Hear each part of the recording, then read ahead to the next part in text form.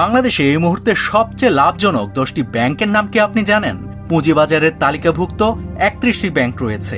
সেখান থেকেই NEET মুনাফায় দেশসেরা bank BRAC, দ্বিতীয় ও তৃতীয় স্থানে আছে সিটি ও প্রাইম ব্যাংক। অডিটে চতুর্থ ও পঞ্চম স্থানে যথাক্রমে রয়েছে ইস্টার্ন ও পূবালী ব্যাংক। এই তালিকার এর পরেই রয়েছে Jamuna Bank, Dutch Bangla Bank, Trust Bank, Shahjalal Islami Bank ও মেঘনা ব্যাংক পিএলসি।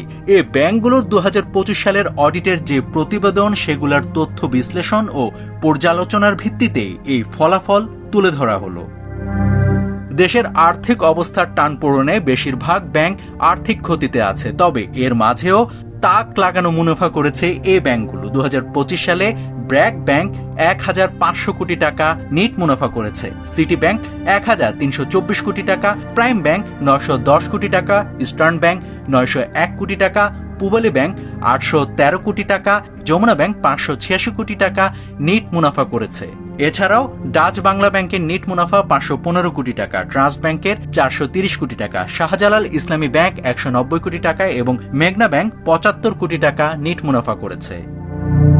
নাভিদ হাসান, সোনালী নিউজ।